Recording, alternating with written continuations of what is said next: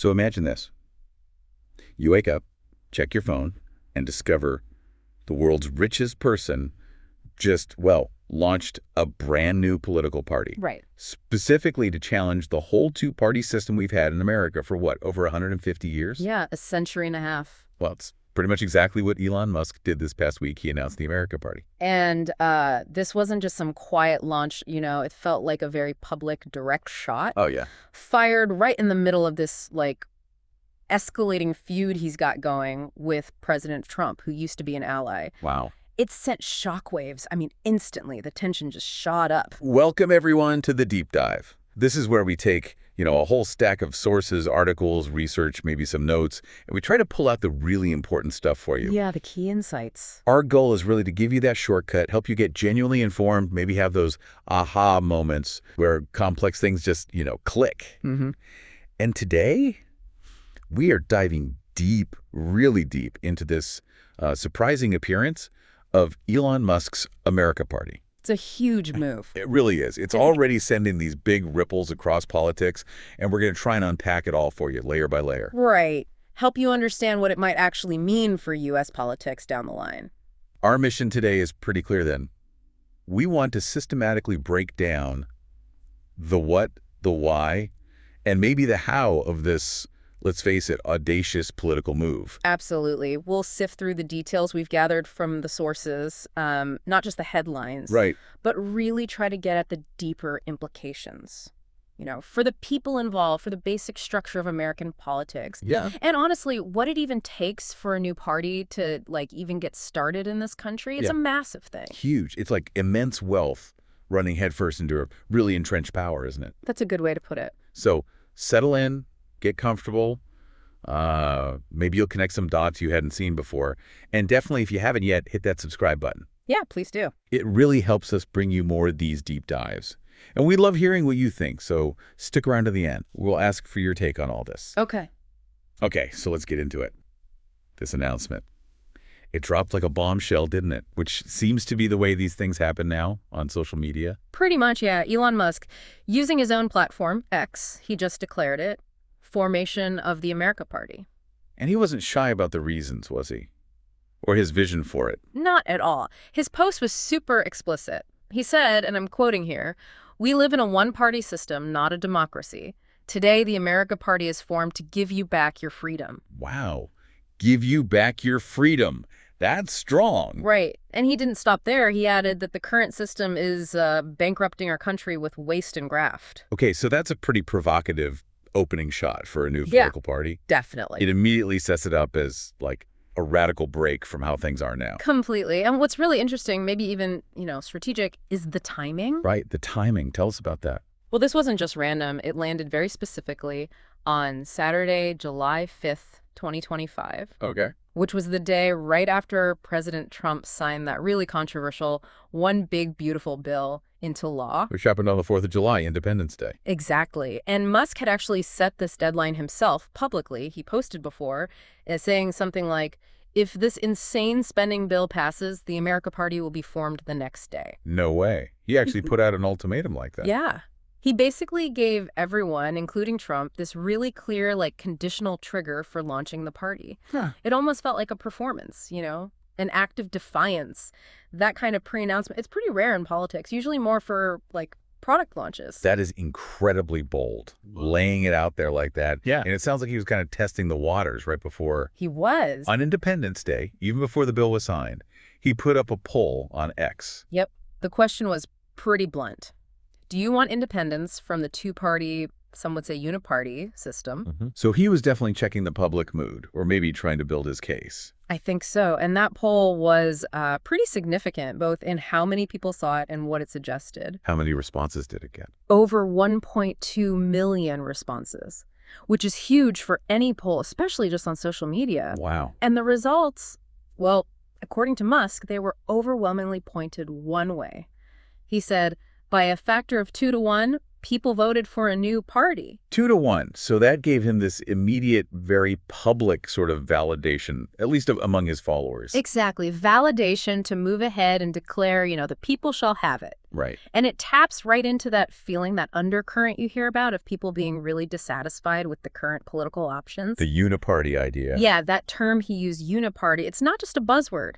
It reflects what a lot of critics, really across the spectrum, believe. Which is what? That, despite all the public fighting, the two big parties often end up agreeing on the big stuff, spending, foreign policy, maybe just keeping themselves in power. So voters feel like they don't have a real choice, just slightly different flavors of the same thing. It's a critique of that perceived lack of genuine alternatives. Okay, so we've got the what happened and the kind of strategic way it played out. But the big question is why? Why does this matter so much? Right. Because this isn't just, like you said, a tech billionaire having a spat.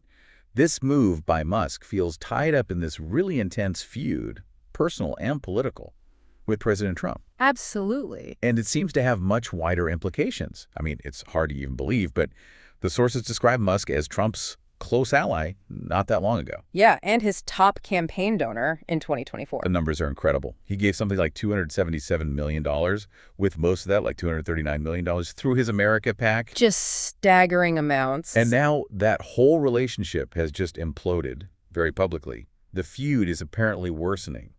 That's quite a turnaround, isn't it? It really is. A spectacular collapse of an alliance that involved huge sums of money. So what's at the heart of it? You mentioned the one big, beautiful bill. Yeah, that bill seems to be ground zero for this fallout. From Musk's viewpoint, this law is just fundamentally bad news. He didn't just criticize it generally, did he? No, he used some really strong language, called it a debt slavery bill, said flat out it would bankrupt the U.S. Wow. And his criticisms get specific, digging into the policy. He talked about steep cuts to green energy incentives, particularly things like electric vehicle tax credits. And this is really key to understanding his reaction. Because those cuts directly hit his companies, like Tesla. Those tax credits for people buying EVs or for manufacturing renewable energy tech. Yeah, they're pretty important for that market. Hugely important. For Tesla's sales, for their manufacturing costs, losing those incentives could potentially cost his companies billions with a B. Okay, so it's not just abstract politics for him. This hits his business empire directly and hard. Very directly. It's personal and financial in a big way. And then on the other side, you've got President Trump, who's obviously celebrating this bill. Right, framing it as a major win. He's highlighting things like extending his first-term tax cuts, parts of that 2017 law that were about to expire, and also pointing to lower taxes on tips and overtime pay, which sounds like an appeal to working-class voters. Seems like it. Plus, he says it puts a lot of money towards his immigration priorities, like border security, maybe the wall, speeding up deportations. Yeah, funding those key issues for his base. So for Trump, this bill is a victory. And he's basically saying Musk is just upset about it, and his reaction is not appropriate. Yeah, it's a classic clash. Two really powerful guys, once allies, now totally opposed on this one massive piece of legislation. What about the bigger economic picture? Do we know what the nonpartisan experts are saying about the bill's impact? We do. The Congressional Budget Office, the CBO, they're the independent agency that analyzes budget stuff, Right. Their numbers carry weight. They've projected that this bill will add more than $3 trillion to the national debt over the next 10 years. $3 trillion. Yeah. More than $3 trillion. It's a huge number, however you slice it. Raises big questions about the country's finances long term, maybe inflation, interest rates. Definitely. And maybe even more directly impactful for people. The bill also makes what are described as the biggest cuts in history to social safety net programs. Like what? Things like Medicaid and food assistance. The sources mention a specific example, a woman named Kimberly Gallagher in Missouri. She's really worried about her son Daniel losing his Medicaid access. He has a rare genetic disorder and autism. Oh, wow. So for them, Medicaid isn't just helpful, it's essential. Absolutely essential. Yeah. For his medical care, for their family's finances, just their overall life. It shows how these big D.C. bills can have these immediate, profound, and sometimes scary effects on individual families. Okay, this is where it gets even wilder, though. Yeah. Because the fallout isn't just words. Trump's response involved actual counter threats. Pretty startling ones, yeah. Oh. The president actually threatened to cut off billions in federal subsidies going to Musk's company. It's billions. Like what kind of subsidies? Well, think about SpaceX's contracts with NASA, or federal support for Tesla's charging network development. These are significant government funds. So he's directly using presidential power against a business rival. That's what it looks like, leveraging executive power. It raises big questions about the precedent that sets. And wasn't there something even more extreme? Yeah.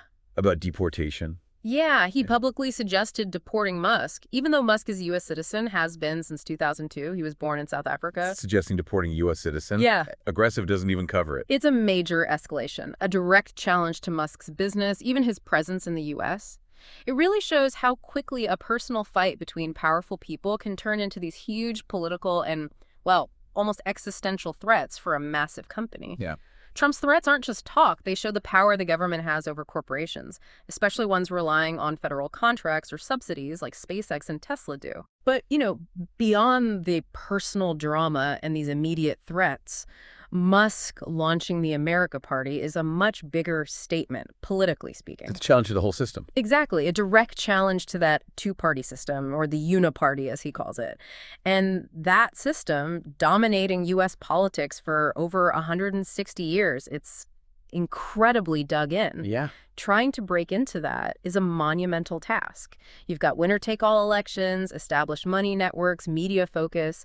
It's all geared towards the Republicans and Democrats. So Musk is basically trying to redraw the whole map, or at least disrupt it significantly. That seems to be the ambition, disrupting decades, centuries, really, of how things work. Okay, so given that huge challenge, disrupting a 160-year-old system, what happens next for this America Party? I mean, even with the richest guy in the world behind it, this sounds incredibly difficult. Oh, it is. Let's dig into the hurdles, the practical stuff, the legal maze, and what's Musk's actual strategy here.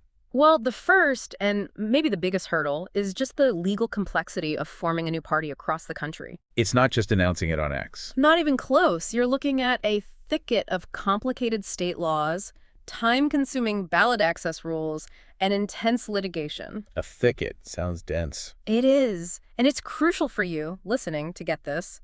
Political parties are creatures of the states. That's how one expert put it. Meaning each state makes its own rules. Exactly. All 50 states have their own distinct, often super complex rules for recognizing a party. And these rules, they range from just high to extraordinarily difficult to overcome. It's designed to be hard, basically. Pretty much. Take California, for example. If you wanted to get a new party qualified there, you'd either need to get 0.33% of all registered voters, about 75,000 people, to sign up as members of your party. Okay, 75,000. That's a lot. Or you'd have to collect valid signatures from 1.1 million registered voters. 1.1 million. Just to get on the ballot. Just to get on the ballot the first time. Yeah. And then to stay qualified, you usually have to keep that registration number up or get a certain percentage of the vote, like 2% in a big statewide race. Wow. That's incredibly tough.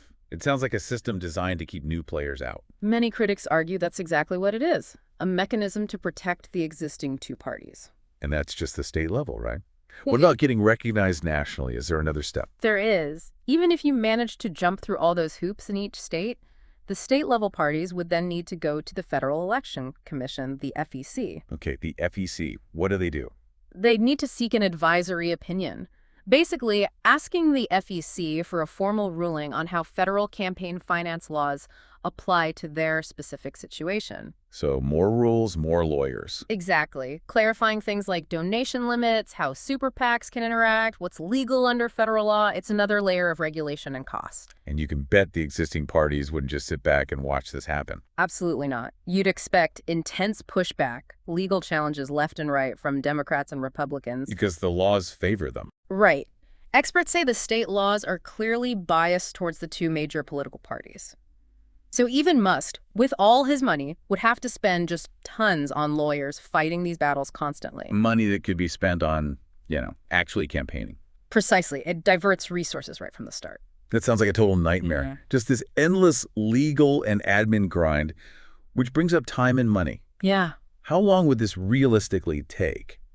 And what kind of cost are we talking? Well, experts figure building a truly national party, one that could actually compete, that would likely take years. Years, not months. Definitely years. They specifically say it's not possible by the 2026 midterm elections. That's just too soon. Okay. And the cost. Yeah. Even for Musk with, what, over $350 billion net worth? Even for him, the estimates run into the hundreds of millions of dollars. Hundreds of millions. That's still a staggering amount, even for him. For such a long-shot, multi-year project, where does all that money even go? Everywhere, really. Legal fees, like we said. Setting up party offices in states, hiring staff, advertising, PR, and crucially, grassroots stuff, registering voters, getting the word out. Okay. But what's interesting is Musk seems to get how big this challenge is. His strategy reflects that. How so? What's the plan? He's apparently not trying to contest everything right away. The plan is to laser focus on just 2 or 3 Senate seats and 8 to 10 House districts. Ah, targeted. Very targeted.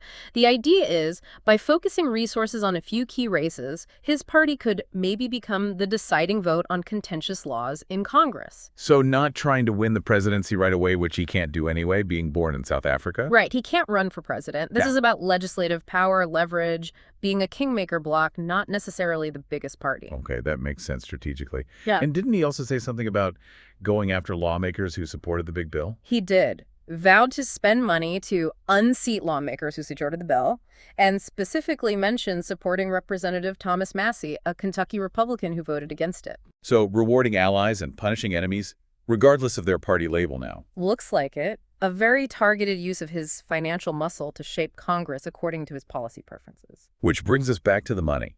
How does the financing actually work for a new party with all the rules? It's tricky and it changes. Initially, before the party is officially recognized by the FEC, they often set up as nonprofits. Maybe like a 501c4 social welfare group. And in that phase, Generally, no donor limits. So Musk could pour in unlimited amounts himself to get things organized, run issue ads, build awareness. okay, unlimited at first, but what happens after it gets recognized? Then the strict federal contribution limits kick in. An individual, even Musk, could only give like $10,000 a year to a state party committee or $44,300 a year to the national party committee. That's a massive drop, from unlimited down to tens of thousands. Huge difference. It's meant to limit how much direct influence big donors have on the party itself and its candidates. So how could he still use his wealth to make a big impact if the party gets official and those caps apply? Is there a way around that? Well, the big one is super PACs. Ah, like his America PAC already is. Exactly. Super PACs came out of that Citizens United Supreme Court case. They can take unlimited money from individuals, corporations, unions, Then bid it on. political ads supporting or opposing candidates. The key rule is they have to be officially independent of the candidates or the parties. Independent meaning. They can't coordinate strategy, messaging, or spending directly with the campaign or the party. But does independent really mean independent in practice? Well, that's the debate, isn't it? It can be a fine line. They can run ads that perfectly match a campaign's message, timed just right, without technically coordinating. It allows massive amounts of money, sometimes dark money, if the source isn't fully disclosed, to flow into elections. So super PACs are the way billionaires like Musk can still spend huge amounts influencing politics, even with direct contribution limits. It's a major channel, yes. Yeah. It fundamentally changes campaign finance, letting immense wealth shape debates and elections, bypassing those limits meant to curb direct influence. Okay, so lots of money needed, huge legal hurdles, a specific targeted strategy. But what about, like, the actual party itself? The leadership, the vision? Yeah, big questions there. Has Musk even filed the paperwork? And who's going to lead this thing besides him? Well, the sources say it's not clear if any official paperwork has actually been filed yet in any state or with the FEC. And, maybe more importantly for a new party, he hasn't yet said who would lead this party, other than himself. No structure, no platform. He also hasn't really announced any plans or a clear agenda beyond those initial criticisms of the Uniparty and that specific spending bill. Right. A real party needs a platform, candidates, an organization. And since he can't run for president himself, Yeah, the South Africa thing? that puts a cap on his personal role at the very top. So yeah, dramatic announcement, specific tactic maybe, but the basic structure, the plan, the leadership, still very much up in the air. It feels like a vision that still needs a lot of concrete building blocks put in place. Definitely needs an operational framework to actually function like a party. Which leads us to the really big picture. What does this all mean? For U.S. politics, for Musk himself, for his companies like Tesla? Yeah, the implications. Historically, trying to break that Republican-Democrat lock on power, it's been a tall order, right? Almost impossible? Incredibly difficult. That system has dominated for over 160 years, surviving everything: wars, depressions, social change. Are there examples of past attempts? Oh yeah, history is full of them, and they mostly show how hard it is. Think about Ross Perot and the Reform Party back in 1992. I remember that. He got a lot of votes, didn't he? He got 19% of the popular vote in the presidential election, which is amazing for a third party in modern times. But ultimately, the Reform Party couldn't break the system. It just kind of faded away. Why? What happened? It's not just the legal stuff. Third parties struggle to turn that initial excitement or charismatic leader into a lasting organization on the ground. Right. It's hard to build a platform that holds people together beyond one issue or one election. They often get pulled apart by internal fights, or the big parties steal their popular ideas. So history's not on his side. Mm-hmm. But what about that public dissatisfaction Musk talks about? He claims, what, 80% of voters that are dissatisfied? He does. And that dissatisfaction is real. You see it in polls. There's growing dissatisfaction among the party voters themselves with their own parties. People feel let down by both sides. Yeah, a big chunk of the electorate feels ignored or just frustrated with gridlock, polarization, inequality, you name it. So Musk's message about the uniparty and waste and graft hits that nerve. Directly targets those feelings. He's trying to capture that frustration and channel it. But can he be the one to do it? That's the question. That is the critical question. While the dissatisfaction is there, it's really unclear if Musk, with his own specific image and, increasingly public conservative views, if he can actually pull together broad support. Enough to build a national party. Who supports him now, typically? Sources suggest his base currently seems to be Republican men, and actually his support among Republican women has apparently dropped recently. So not exactly a broad coalition yet. No. To really challenge the big two, you need to appeal way beyond that. You need people fed up with both sides from different backgrounds, united by something more than just Musk himself. It takes a unifying message, maybe a less polarizing leader. And what about Musk personally? This seems like a huge commitment for him, especially after saying he wanted to do less politics. It does. It's definitely an expensive return to the fray, as one source put it. A big contrast to him, hinting he'd dial back the political spending. He said he didn't currently see a reason to keep spending on politics. Launching a whole party is, well, it's the opposite of that. It's a massive reversal. Shows a huge personal commitment now. And Trump thinks it's all about the EV credits. That's Trump's take, yeah. He believes Musk is mainly driven by how that bill hits Tesla's bottom line. Trump said Musk got a little bit upset and that wasn't appropriate. So is it principles or profits? Well, that's the thing, isn't it? Musk frames it as freedom, fixing a broken system. Others see it, or at least partly, as protecting his business interests. Yeah. It just highlights how complex it is trying to figure out the motivations of someone that wealthy and powerful entering politics.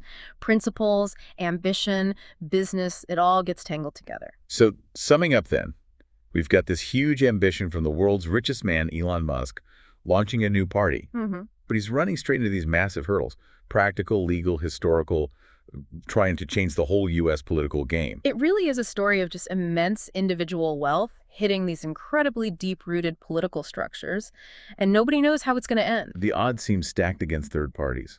They are. The barriers are incredibly high, built up over centuries, really, to keep the current system in place. Musk has the money, the platform, a clear message about what he thinks is wrong. Right. But can he turn that general dissatisfaction people feel into a real, lasting, powerful political force? That's the big question. Yeah. How does online buzz translate into actual votes and organizing? Can one person, no matter how rich or famous, really reshape a system built on so much history and inertia? It's fascinating to watch. So we want to know what you think. Tell us what you think. Could the America Party actually change U.S. politics? Let us know in the comments below.